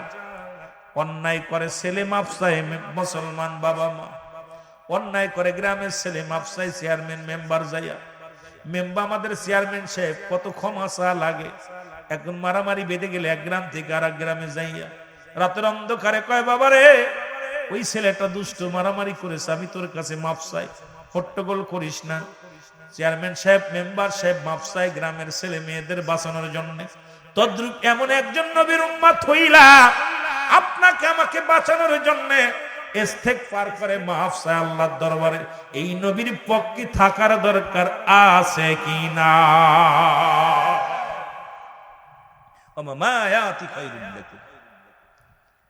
মজার আলোচনা, এই যে আলোচনাগুলো করলে রাত শেষ। আপনাদের কি শোনাবো, এত মজার মজার ওয়াজ রয়েছে। এই ওয়াজগুলো আমার নবীজি বলতেছেন আমার উম্মতের হয়ে ইস্তেগফার করি, ক্ষমা চাই। চেয়ারম্যানরে জিগাইবেন গোপনে কতগুলা যুবককে বাঁচায় আনছে, ওনার কাছে জিগাইবেন যে রাতের অন্ধকারে যায়, ভাইজান ছেলেটা আমলিক করে, বিএনপি করে, কথা ভাইজান একটু দুষ্ট আলোরে বিচার করবা না, আপনি দয়া করে মনে কিছু করুন, রাতের অন্ধকারে মিটাইতে হয়েছে, আপনাদের জানতে দেয় নাই। তো যে নবী আপনার আমার জন্য এইরকম ক্ষমা চায় রব্বে কারীমের দরবারে, সেই নবীর মিলাদুন নবী পালন করি আমরা। এটা দ্বারা দেখলাম আজকে ব্রাহ্মণবাড়িয়ার জমিনে একদল স্লোগান দিতেছে, সুন্নিদের চামড়া কেড়ে নিব আমরা। মিলাদুন নবীর মাহফিলে গেলে এমন তাকবীর আমি দেখলাম নেটের মধ্যে, আপনারা যারা যারা অনেকে দেখছেন, বিশাল যে জুলুসের বিরোধিতা করে, মিলাদুন নবীর বিরোধিতা করে চলতেছে। আমি হাসতেছি আর চিন্তা করলাম, আইরে পাগল, আমরা মুসলমান হয়ে মুসলমানের শত্রু, এইটা কেমনে? এইটা যদি হয় আমাদের তো অন্য জাতিরা আমাদের পেয়ে বসবে। জোরে বলেন ঠিক কিনা? এই সুযোগ তো আমরা দিতেছি, আমরা দিতেছি। আমার রাসূল যে কত আদর্শবান, আমার নবী যে কেমন বাইয়িনাত, উত্তম ব্যবহার, উত্তম আখলাক, উত্তম চরিত্র, যে গুণাগুণ নিয়েছে, নবীজির গুণে গুণান্বিত হয়ে একটা মানুষ যদি চলে, আল্লাহর কসম সে দুনিয়া থেকে টাটকা ওলি হয়ে যায়। জোরে বলেন ঠিক কিনা? আল্লাহর কামেলের দপ্তরে পৌঁছে যায়। আমার রাসূলের অনুকরণ অনুসরণ করে যদি কোনো ব্যক্তি দুনিয়ার মধ্যে চলতে পারে, আমার বিশ্বাস সে কামেল ওলি হয়ে যাবে, এর মধ্যে কোনো সন্দেহ থাকে না। কিন্তু আমরা কি অবস্থা? আমরা কি মানি? আমরা কিচ্ছু মানতেছি না। আমার কষ্ট হলো ওখানেই যে আমরা কেমন মুসলমান। আরে মানুষ শুধু বেহুশ দুনিয়ার পিছে, কি জবাব দিবি রে তুই আল্লাহর কাছে? বলেন কি জবাব দিবি রে তুই? একটু জোরে জোরে বলেন। ওরে মানুষ শুধু বেহুশ, ওরে মানুষ দুনিয়ার পিছে, কি জবাব দিবি রে তুই আল্লাহর কাছে? বলেন কি জবাব দিবি রে? সময় পাইলে অনেকখানি, না করলি বন্দেগানি, সে জীবনে কি করিবি বুড়া হইলে? হাইরে সে জীবনে কি করিবি বুড়া হইলে? আসিবে কবরের ডাক, শুইতে হবে চিরকাল। আসিলে কবরের ডাক, শুইতে হবে চিরকাল। আপন জনে সবাই দিবে পর করি রে, আপন জনে সবাই দিবে পর করি রে। আরে মানুষ শুধু বেহুশ দুনিয়ার পিছে, কি জবাব দিবি রে তুই আল্লাহর কাছে? বলেন কি জবাব দিবি রে তুই? আর একটু জোরে জোরে বলেন, কি জবাব দিবি রে তুই? সব তো তুই আজ কি জবাব দিব? বাল্যকাল কেমনে কাটাইলাম, যৌবনকাল কেমনে কাটাইলাম, বৃদ্ধকাল তো প্রসাব ধরে রাখতে পারি না, বিপদ না? সিজদা রুকু সিজদা দিতে পারি না, কইতে গেলে একটা আরেকটা হয়ে যায়। ডাকতে চায় রহিম রে, হয়ে যায় রহমান। ডাকতে চায় কথা মেম্বার, হয়ে যায় হেল্প, আপনার কি হয়ে যায় চেয়ারম্যান। এই তো অবস্থা। বৃদ্ধকাল কঠিন একটা সময়, কিন্তু এই বৃদ্ধকালে আর ডেকে কি হবে? পা তো চলেই গেছে কবরে। যেটা বলেন ঠিক কি না? আমার ভাইয়েরা, আমার বন্ধুরা, আমার ঈদে মিলাদুন নবী উদযাপন, ঈদ মানে আনন্দ, মিলাদ মানে জন্ম বৃত্তান্ত। এখন যদি আমি ওর মধ্যে থাকি, নবীর গুণাগুণ নিয়ে রাত কেটে যাবে, আলোচনা শেষ করতে পারবো না। তবে কিছুটা একটু আইডিয়া দিয়ে যে আপনাদেরকে, ঈদ মানে কি? আনন্দ। ঈদ মানে আনন্দ, মিলাদ মানে জন্ম বৃত্তান্ত। ঈদে মিলাদুন নবী মুসলিমদের ঈদ কয়টা? জোরে বলেন কয়টা? আলাউদ্দিন ভাই কো এনে লেখছেন কেন ঈদে মিলাদুন নবী? এলাকার মানুষ যদি বলে দুইটা ঈদ মানতে পারি না, মুসলিম মিল্লাতের ঈদ হলো 5টা। জোরে বলেন কয়টা? জোরে বলেন, আওয়াজ নাই। কয়টা? কয়টা? আরো জোরে বলেন কয়টা? মুসলিম মিল্লাতের কয়টা ঈদ? 5টা ঈদ। তাহলে ঈদে মিলাদুন নবী এটা আবার কোন হালুয়া? আস্তে আস্তে শোনেন, ঈদে মিলাদুন নবী উদযাপনের জন্য দলিল বেশি লাগবে না। ইমাম সাহেব হুজুর যদি থাকেন, ছোট্ট একটা সূরা, সূরা ইখলাস আমার সাথে পড়েন। বিসমিল্লাহির রাহমানির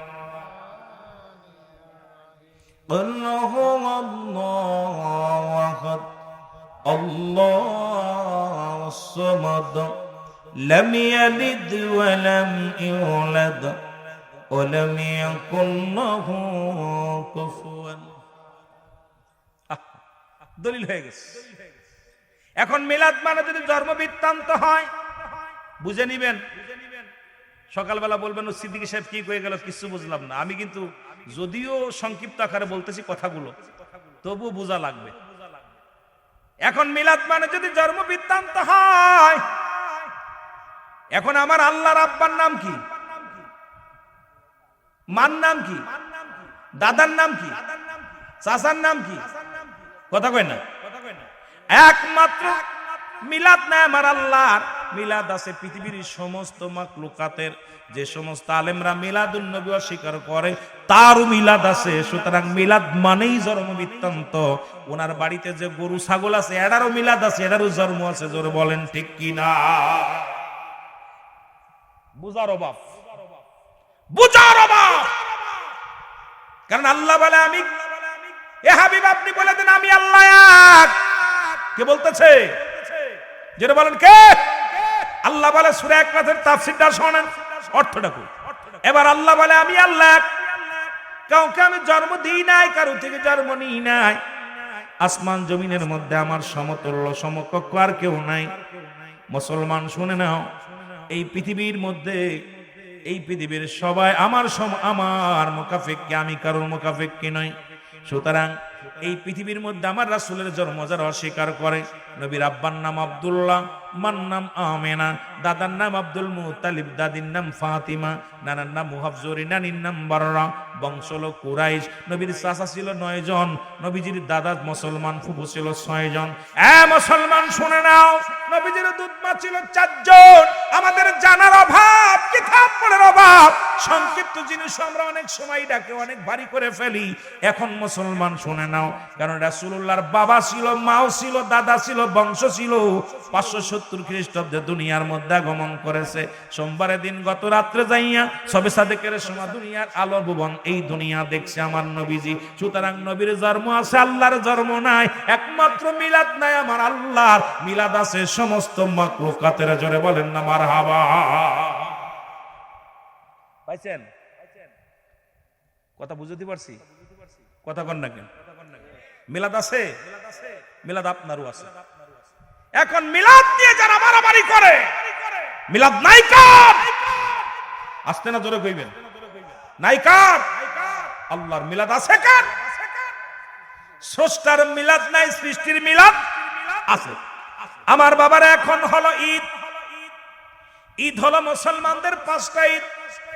1 নাম্বার ঈদের নাম হলো ঈদে মিলাদুন নবী সাল্লাল্লাহু আলাইহি ওয়াসাল্লাম। সুবহানাল্লাহ বলেন না। 2 নাম্বার ঈদের নাম হলো ঈদুল ফিতর। 3 নাম্বার ঈদের নাম হলো ঈদুল আযহা। 4 নাম্বার ঈদের নাম হলো ইয়াউমুল জুম্মা। 5 নাম্বার ঈদের নাম হলো আরাফাতের ময়দান। যে মৌলবী ফতোয়া দেয় ঈদে মিলাদুন নবী জায়েজ নয়, এই মৌলবী মেম্বারে বইয়া কয় আজকে ঈদের দিন, গরিবের হজের সমতুল্য দিন। ওরে মৌলবীর ধরে মাথায় মারতে হবে একটা বাড়ি। হুজুর মিলাদুন নবী মানিস না, তাই ঈদুল মিলাদ, ঈদে মুসলমান ইয়াউমুল জুম্মা, এইটা আবার কেমনে ঈদ হয় তার জিগাইতে হবে। জোরে জোরে বলেন ঠিক কি না? কয়টা ঈদ পাইছেন? পাইছেন? আইরে বাবা, ডায়াসে বইয়া কয় আজকে আপনাদের কপাল যে আগে আছে সে একটা উটের সব পাইছে, পাশে আইছে হরিণের সব পাইছে, আর আজকের দিন হলো গরিবের হজের সমতুল্য দিন। কয় কি কয় না? কথা কয় না? হুজুরে জি গাইবেন, হুজুর গো কিতা হইতে রে বা, এটা যে কইলেন ইয়াউমুল জুম্মা, মুসলিম মিল্লাত গোটা পৃথিবীর মধ্যে সর্বোত্তম সবচেয়ে বড় ঈদের নাম হলো ঈদে মিলাদুন নবী সাল্লাল্লাহু আলাইহি ওয়াসাল্লাম। জোরে বলেন মারহাবা। এখন এইটা না মানা রাগ করবেন নি? রাগ করবেন? ওলামা একরাম অনেক সময় রাগ করে। না মানার পিছে ঈদুল ফিতরে পাওয়া যায় যাকাত ফিতরার টাকা। চেয়ারম্যানের কাছে গেলে শাড়ি পাওয়া যায়, টাকা পাওয়া যায়। 10,000 5,000 এতিমখানা মাদ্রাসা দিছে হুজুর, কিছু দিতেন, হুজুর যাকাত ফিতরের মাসে টাকাটা দিয়ে দিল, এটা পাওয়া যায়। আর ঈদুল আযহায় পাওয়া যায় গরুর চামড়া, ছাগলের চামড়া, মেশির চামড়া। আগেতে দেখছেন না আপনারা, বড় বড় সাইনবোর্ড লাগাই দিছে আপনার পবিত্র ঈদুল আযহার চামড়াটা আমাদের লিল্লাহ বোর্ডিং, মিল্লা এতিমখানা লিল্লাহ বোর্ডিং এ দান করেন। পাইছেন না বাবা?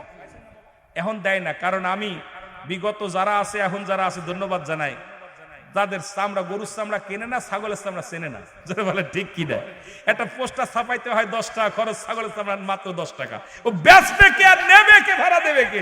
এখন চামড়া ব্যবসায়ীরা বন্ধ হয়েছে। এই চামড়া ব্যবসায়ীদের কাছে ঈদ হলো দুইটা, তারা ঈদে মিলাদুন নবী মানে না, কারণ তারা ঈদে কোনো লাভ হয় না, ঈদে তাদের লস হয়। আর আমরা যারা সুন্নি, আমরা এই পকেটের টাকা খরচ করে ঈদে মিলাদুন নবী উদযাপন করি, যারা বলেন ঠিক কিনা। কথা কি বোঝেন? ক্লিয়ার? ক্লিয়ার করে নেবেন, কথা বুঝেননি? ক্লিয়ার করে। আমাদেরকে এইগুলো প্রতিটা বক্তার দরকার, এইভাবে পার্ট টু পার্ট ছোট্ট করে হলো বুঝায়া যদি দিতে পারি। কারণ আমরা ওই যে বললাম যে আমরা তো সুবিধাবাদী। এক হলো ঘড়ি দেখি, 1.5 ঘন্টা 1 ঘন্টা হয়ে গেলে আলহামদুলিল্লাহ। 2 হলো যদিও মাসলা মাসাইল নিয়ে আলোচনা করলে শ্রোতা শুনতেও চায় না বেশি।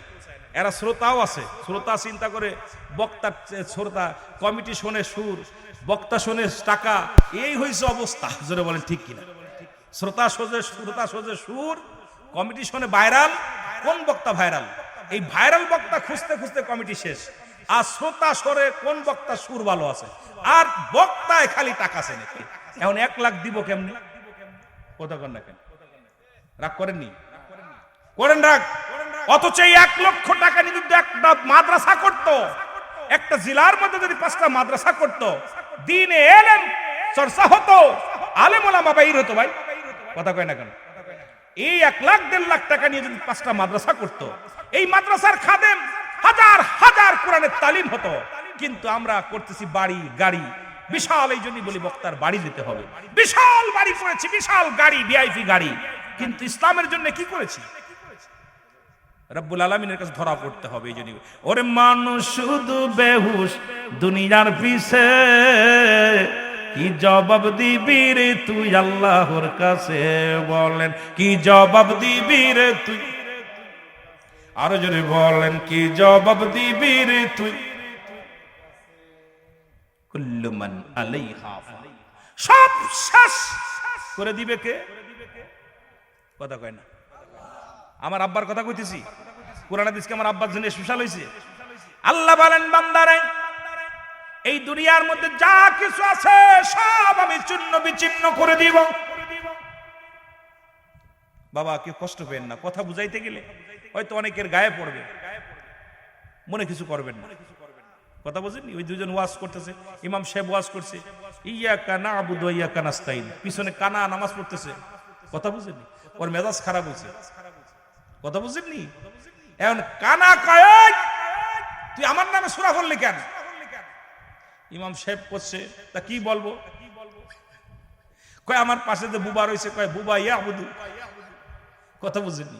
তুই বুবার নামে বললি না, খুরার নামে বললি না, আমি কানার বিরুদ্ধে কথা বললি কেন? কথা বুঝেননি? এন ইমাম সাহেব কয় বাবা রে, তোর তো কই নেই, আমি ইয়াকা না'বুদু ওয়া ইয়াকা নাস্তাইন। তা তুই কানা কইছিস, কইছ তুই ইয়াও কানা কইছিস, কানা বুধু কইছিস। কথা বুঝছেন? তা আমাদের দেশে যদি এখন গায়ে পেঁচাই নিয়ে কেউ জঞ্জাল করে, তাহলে তো আমার কিছু করার নাই। তবে বুঝার জন্য অনেক কথা বক্তা বলতে হবে। আমি আপনাদেরকে বলে যাই, আল্লাহ বলেন বান্দার এই জমিনটা আমি রাখবো না। এই জমিনের মধ্যে যা কিছু আছে আমি রব্বে কারীম সব কিছু চূর্ণ বিচূর্ণ করে দিব। এই জমিনের যত পানি আছে, 3 ভাগ পানি 1 ভাগ মাটি। রব্বুল আলামিন কুরআনুল কারীম থেকে বলতেছে, বান্দা শোনো, এই জমিনের পানিগুলো সব আমি পুরায়া তামা বানায়া দিব, ছাই বানায়া দিব। আর জমিনে যত মাটি আছে সব মাটিগুলো পুরায়া আমি রব্বে কারীম তামা বানায়া দিব। যেদিন কিচ্ছু বলতে কিচ্ছু থাকবে না, সেদিন থাকবো শুধু আমি আল্লাহ। যেদিন আপনি থাকবেন না, আমি থাকবো না। আরে দুনিয়ার মধ্যে কার জন্য সুদ খান, কার জন্য ঘুষ খান, কার জন্য জিনা ব্যভিচার করেন, এই দেহ গড়লেন, কত সম্পদ বানাইলেন, এখনই আপনি চোখ দুটো বন্ধ করে দেখেন, এই দুনিয়ার সম্পদ খাবে লোকে, আপনার দেহ খানা খাবে পোকে। খুব যত্ন করে বডি বানাইছেন, আরে এটা মশায় কামড় দিলে কষ্ট লাগে। এই বডি খানা খাবে পোকে, আপনার সম্পদ খাবে লোকে। ছেলে খাবে, মেয়ে খাবে, ছেলে মেয়ে না থাকলে বাচ্চারা খাবে, তারা না খেলে প্রতিবেশী খাবে, সে না খাইলে সরকার নিয়ে যাবে। কিন্তু আমার বডির আধ্যায় দায়িত্ব কেউ নিবে না। আমি যে হারাম খাইলাম, আমি যে ঘুষ খাইলাম, আমি সুদ খাইলাম, এই সম্পদ ভাগ করে নিবে, কিন্তু আমার পাপের ভাগটা কেউ নিবে না। ছেলে নিবে না, মেয়ে নিবে না। কেন আমি এত পাপ করব? কার জন্য সুদ খাই, কার জন্য ঘুষ খাই, কার জন্য ব্যভিচার করি, অন্যায় করি? কষ্ট লাগে, আল্লাহ আমার পাপের ভাগটা তো কেউ নিবে না। এই দুনিয়ার সম্পদগুলো লোকে ভাগাভাগি করে নিবে, কিন্তু আপনার বডিখানা পোকা মাকড়ে খাবে। বাবারে আমার, এই ব্রাহ্মণ বিবাড়িয়ার জমিনে একজন আল্লাহর আশিকের পাগল, এই পাগল রে এক কদিন আগে ওই হবিগঞ্জের জমিনে 1 বছর পরে একজন আল্লাহর ওলি দেহখানা উঠাইছে। খোদাকে কসম করে বলি, গায়ের একটা পশম পরে নাই, একটা পশম পচে নাই। ছেলে বলতেছে, আমার আব্বা জান এমন আমলদারি ছিল, তাহাজ্জুদের নামাজ পড়তো, জিকির আজকার করতো, জীবনে ভালো মন্দ খায় নাই, জীবনে সারা জীবন কেঁদে কেঁদে বুক বাসাইছে। একজন মসজিদের ইমাম সাহেব ছিলেন, নামাজও পড়াইছে, একজন কামেল ব্যক্তি ছিল, তার গায়ের একটা পশম পরে নাই। হাদিস খানা আমি প্রথমেই বলছি, মুসলমান মেরকাত সরে মেরকাতের 10ম খণ্ড 722 নম্বর পৃষ্ঠা, তাফসীরুল বায়ান 5ম খণ্ড 524 নম্বর পৃষ্ঠা।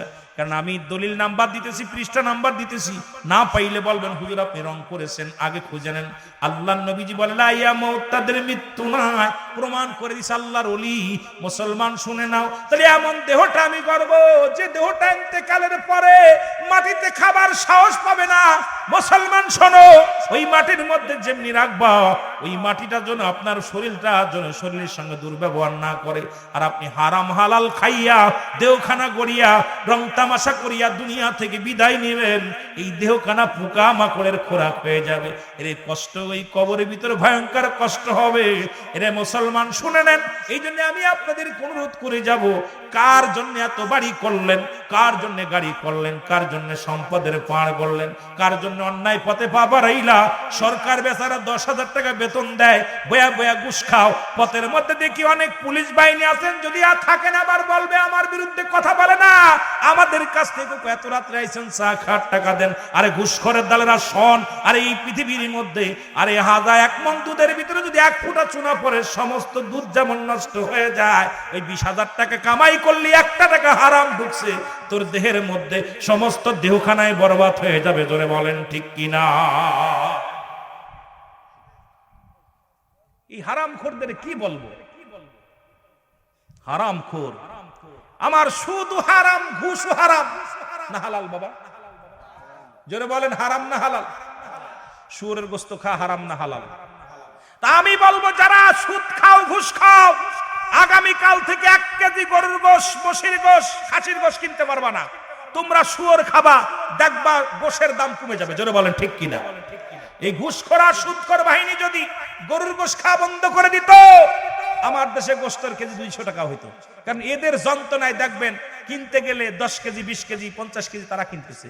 গরিব মানুষ চেয়ে দেখে হারে 1 কেজি গরুর গোশ 800 টাকা, কেমনে কিনবে? 500 টাকা দিন মজুরি, বেচারা আফসোস করে হারে আমি কি রোজগারও করতে পারি না, ওই কুরবানি দিয়ে কেন খাবো? এটা তো ফ্রিজ ভাইরনের কারণে বড় লোকদের ফ্রিজ লোড হয়ে থাকে, গরিবের ভাগ্যেই জুটে না। জোরে বলেন ঠিক কিনা? গরিবের ভাগ্যে জুটে। ঢাকা শহরে দেখি 1 খান করে গোশত 3 তলাতে ফেলতেছে, আহা কুকুরে যেমন দেয় ওইরকম ধরে ধরা নিয়ে উপর তেরাম 1 খান ফেলতেছে, নামার কায়দা নেই, জানালা ফেলাইতেছে আর মানুষ কুড়াইতেছে। আহা, রুদা কুরবানিদের গোশত বিতরণ দেখে আমি নিজের কন্ট্রোল রাখতে পারিনি। আমি আফসোস করে বলতেছি, আল্লাহ এরা কেমনে মানুষ? সেই 5 তলা 10 তলা থেকে 1 টুকরা ফেলতেছে আর কুকুরের মতো যে লাভ দিয়ে ধরতেছে, এটা নিয়ে কি হট্টগোল শুরু হয়েছে। এগুলো দেখা পর কোন মানুষ সহ্য করতে পারে না। এগুলোর জন্য আমাদের সুশীল সমাজ যারা আছে কথা বলে না, ওরা চেয়ার পাইলে সব ভুলে যায়।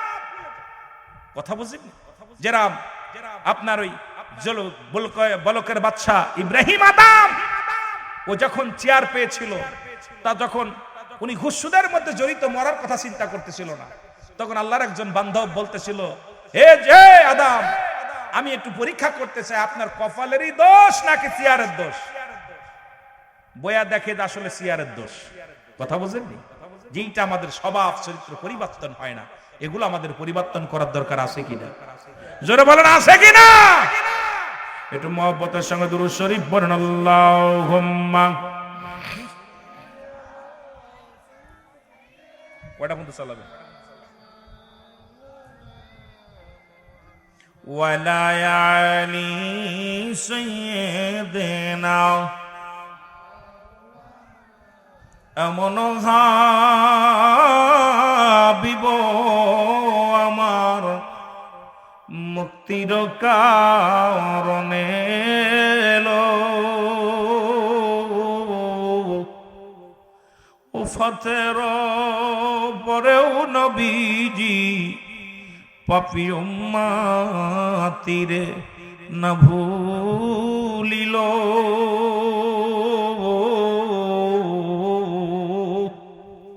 এমন হাবিব আমার। আল্লাহুম্মা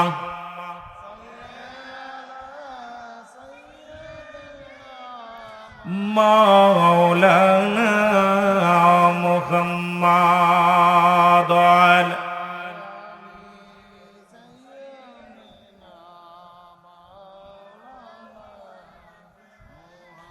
আমার ভাইরা, আমার বন্ধুরা, আমার রাহমাতুল লিল আলামিন আসলেন এই দুনিয়ার মধ্যে, আগমন করলেন।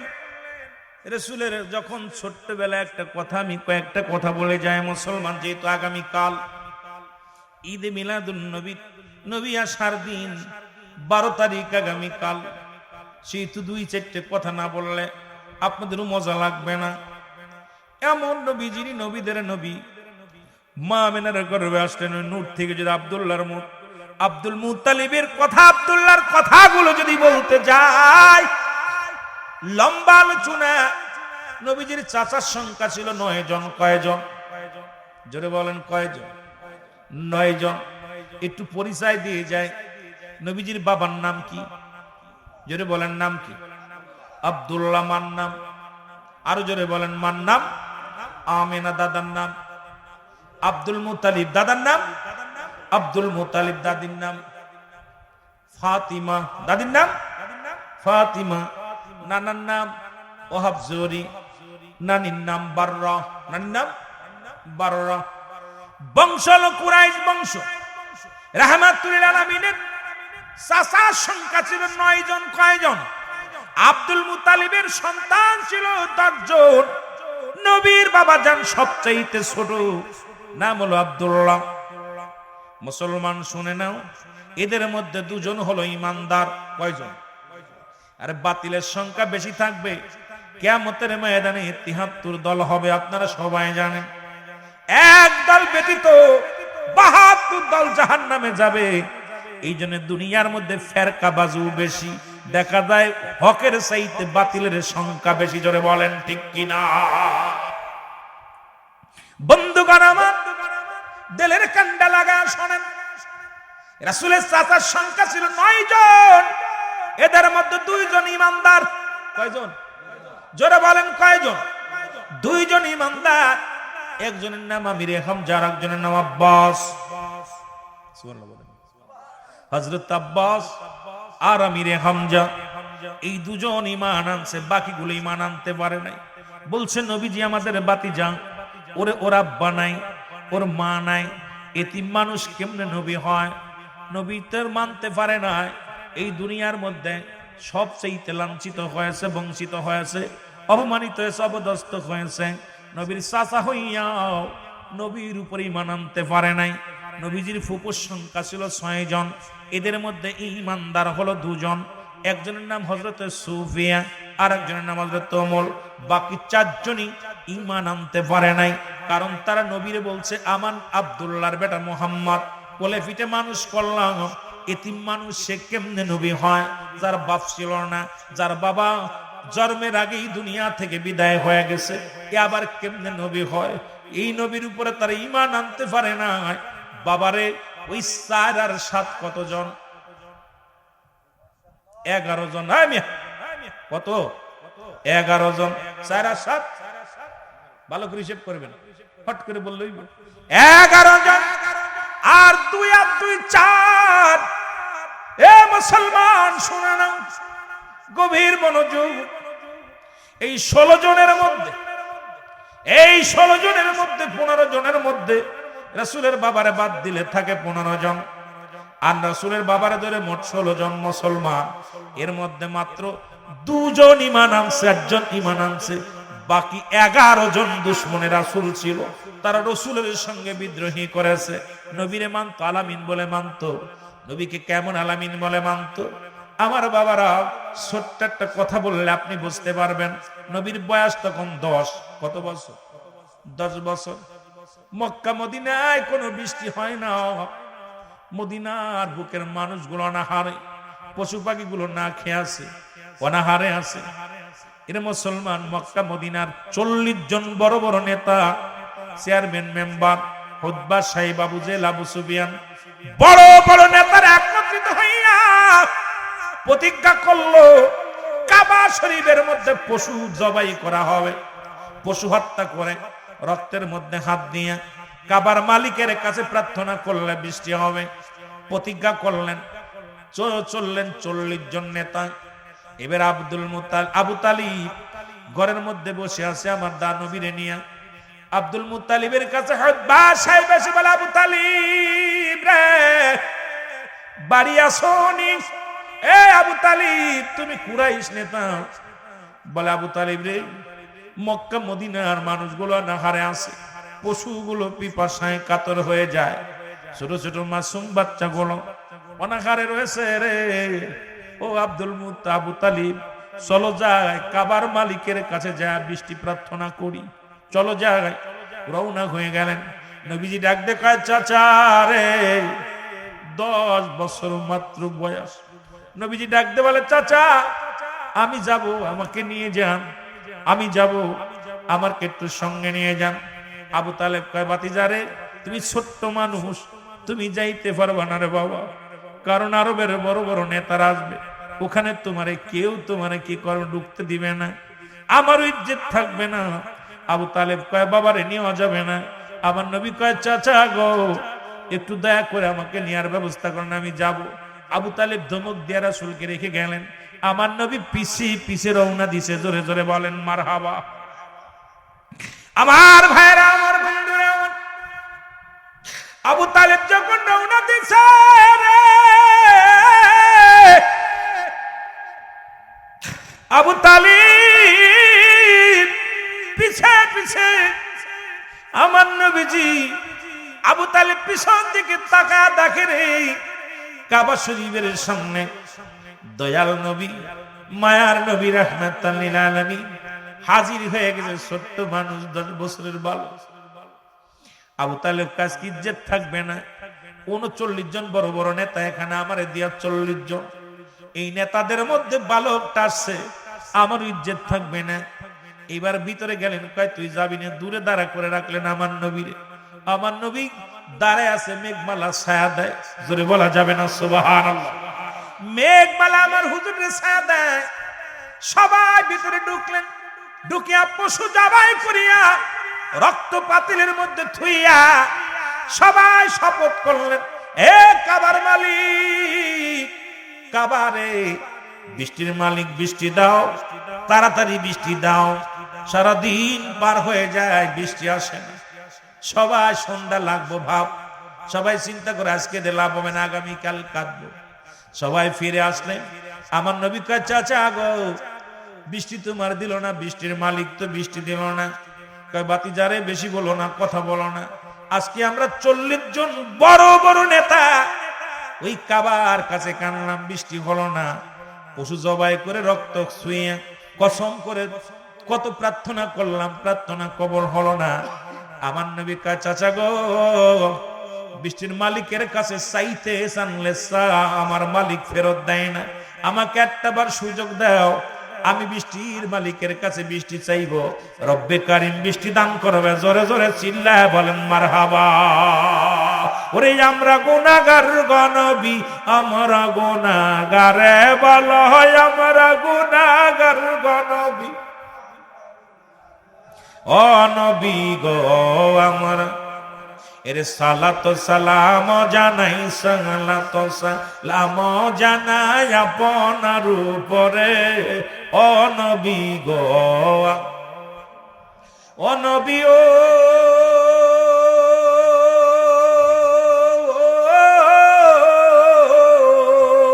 ওরে আপনি তো আল্লাহর প্রিয় এই জগতের পরে, আপনার দুরুদ পড়ে, আপনার দুরুদ পড়ে স্বয়ং আল্লাহ দে ও নবী গো, আমরা গুনাহগার বলো, আমরা গুনাহগার গো নবী, আমরা গুনাহগারে বলো ও নবী, আমরা গুনাহগারে ও নবী গো, ও নবী ও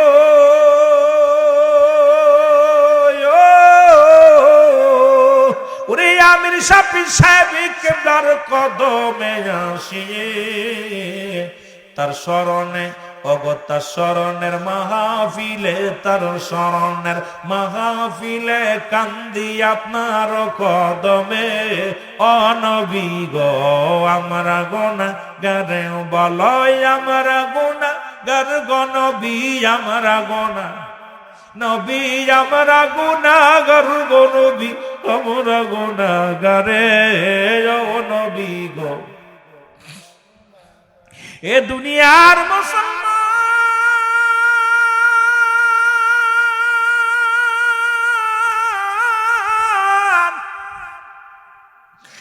দয়াল নবী ছোট্ট মানুষ, 10 বছরের বালক ডাক দে বলে, চাচা যান একটা সুযোগ আমার দেন, কাবার মালিক বৃষ্টি দিব।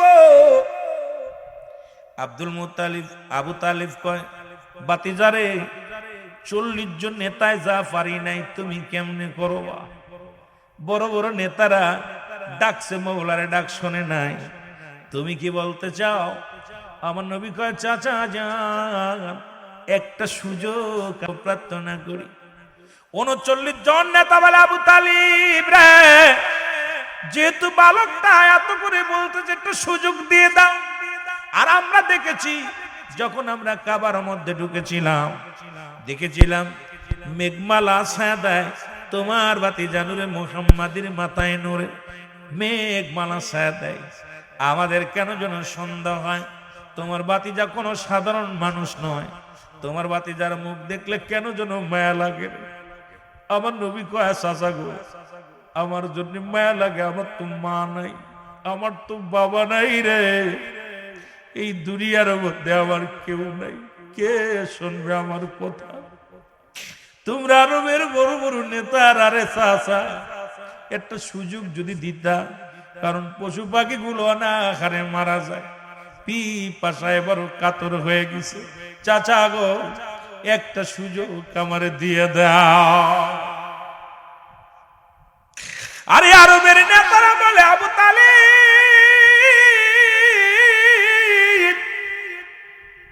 তোমার ভাতিজার মুখের দিকে তাকাইলে মায়া লাগে রে, দাও একটা সুযোগ।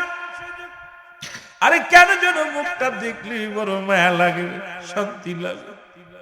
আমার নবীজি কাবার ভিতরে ঢুকলো, ঢুকে কাবার হাত রাখলেন কাবার দরজায়, ডাক দে বলে, কাবার মালিক রে, এ মালিক আমিও তোমার, কাবাও তোমার, এ কাবার মালিক, মক্কা মদিনা পশুগুলো পিপাসায় বড় কাতর হয়ে গেছে, মক্কা মদিনার মানুষগুলো বড় কষ্টে আছে। রব্বি কারীম আমি মুহাম্মদ হাত বাড়াইলাম, বৃষ্টি দাও। ওরে পাশে থেকে 40 জন নেতা তাকায় আছে, দেখি বালক কি করে, ছোট্ট বালক, নবীজি আমার চাইতে এদেরই বৃষ্টি, এত জোরে বৃষ্টি বর্ষণ শুরু হয়ে গেছে, এত জোরে বৃষ্টি রে, 40 নেতা ধরে এক কাবার মধ্যে চলে গেছে, চারিদিকে বৃষ্টি, পানি আর পানি। লোকজন আবু তালিব রে তোমার বাস্তারে ঠেকা দি বলো বৃষ্টি, এইরকম যদি বৃষ্টি নামে গো মক্কা মদিনা তলিয়ে যাবে, মানুষগুলো ডুবে মারা যাবে। আমার নবী ভাতিজা রে আর দেরি করিস না, বৃষ্টি ঠেকা। আমার নবীজি কাবার মধ্যে হাত দেখায়, কাবার মালিক আর বৃষ্টির প্রয়োজন নাই, থেমে দাও, থামিয়ে দাও। সঙ্গে সঙ্গে বৃষ্টি থেমে গেছে। জোরে জোরে চিল্লায় বলা যাবে না মারহাবা। এ মুসলমান, সঙ্গে সঙ্গে একজন নাই দুজন নাই রে, 30 জন নেতা, 30 জন নেতা। এ মুহাম্মদ, আর একটা মিনিট আমরা মুসলিম থাকতে চাই না। তোমার চাচা আবু তালেবের কথা শুনতে চাই না। আজ থেকে আমাদের নেতা তুমি। তোমার কাছে শপথ করলাম, আমাদেরকে তওবা ফরায়া দাও। আমার নবীজি ওই 10 বছর বয়সে আরবের কুখ্যাত বিখ্যাত মুসলমান, একজন নয় দুজন নয়, 30 জন নাফরমান, 30 জন মুসলিমকে কালেমার মালা পরায়া মুসলমান বানায় দিতে। জোরে বলেন মারহাবা। আর একটু জোরে জোরে চিল্লায় বলেন মারহাবা। ও নবী রাখালি আর বেশে, কঠিন মরুর দেশে, মেসরাইতেন বনে জঙ্গলায় গো নবীজি, কোন সাধনে পাইব আপনাই, বলেন কোন সাধনে পাইব আপনাই গো নবীজি, কোন সাধন। অনবী কঠিন মরুর দেশে, আইলা রাখালি আর বেশে। আমার দেশের হুজুররা কয় নবী রাখাল ছিল, কাউ বয় এই বোকা, কার কথা বলেন বেশ আর রাখাল? বুঝো না, এইটা বুঝো না, বড় ডিগ্রি নিছো। নবীজি রাখালি আর ভেসে গেছে কালেমার দাওয়াতে, সুবহানাল্লাহ বলেন না। মিসরাইত বনে জঙ্গলায় গো আপনাকে দেখিবার মনে। এর বনের যত পশুগণ ভক্তি করে নবীর দুচরণ, মেঘমালা মোর ছায়া দিত গায় গো নবীজি, কোন সদনে পাইব আপনাই, বলেন কোন সদনে পাইব আপনাই গো নবীজি, কোন। অনবীর এই সমস্ত মুজিজা দেখা বিবি খাদিজা, জীবন জৈবন সফিল তার পায় গো নবীজি, কোন সাধনে। অনেক